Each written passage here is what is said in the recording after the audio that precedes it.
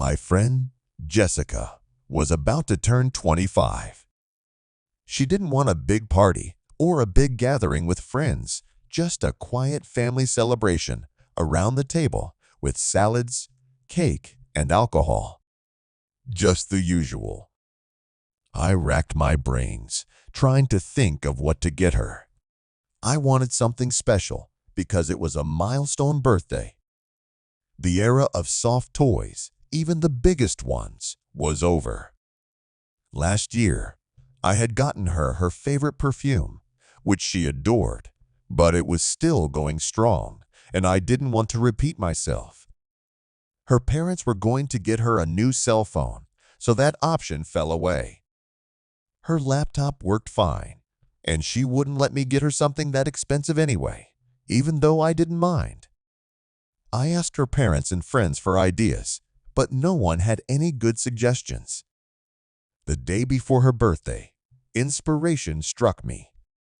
Why not give her an inexpensive, symbolic, but meaningful gift? I went through all the photos on my phone and laptop and asked my friends to help gather all the pictures of us together. I printed them out, put them in a special notebook, and wrote a little remembrance next to each photo, explaining where it was taken, what was happening in it, and why it was special to us. Her birthday came, and I went to her house with a big bouquet of her favorite scarlet roses. Everyone was already gathered in the kitchen, her parents and her younger sister, Natalie. Her parents, as always, were happy to see me. I'd known them for a long time, but this was only the second time I'd met Natalie, who'd flown in from out of town for Jessica's birthday. To say Natalie was dressed provocatively would be an understatement. We sat at the table for hours. By evening, we had had enough, although there was still cake left. The atmosphere was friendly. Everyone congratulated Jessica and gave her their gifts. She was so touched by my photo album that she wept a little. We stayed up late into the night. Knowing we were going to be up late, they invited me to stay the night. Going home alone at this hour in the city isn't safe, even for a guy. So I stayed.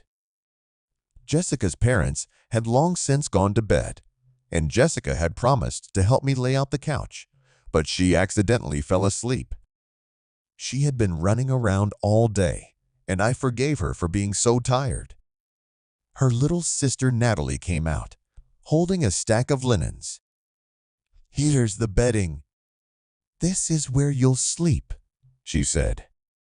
"Yeah, unfortunately, the two of us won't fit on this little couch," I joked. "Let me help you make it up," Natalie offered. She pulled me aside and started tucking the sheets into the corners of the couch.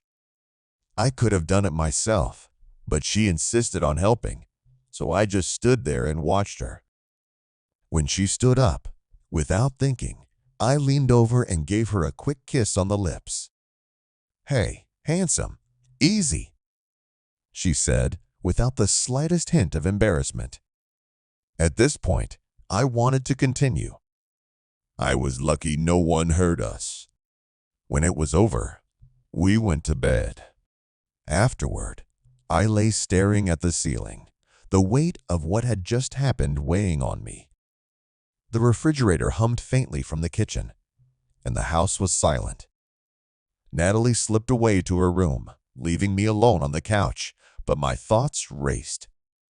The next morning, things were kind of awkward. Jessica was awake, unaware of what had happened the night before. Her parents were already making breakfast and chatting in the kitchen like it was any other day. Natalie barely made eye contact with me, but something unreadable flashed across her expression when our gazes met.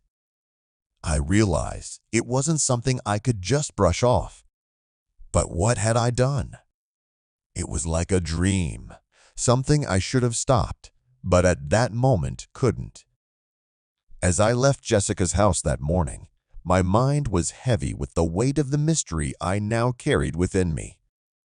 I couldn't help but wonder what this meant for my relationship with Jessica, and if Natalie would tell anyone what had happened. It was a moment that changed our entire relationship, even if Jessica would never know about it.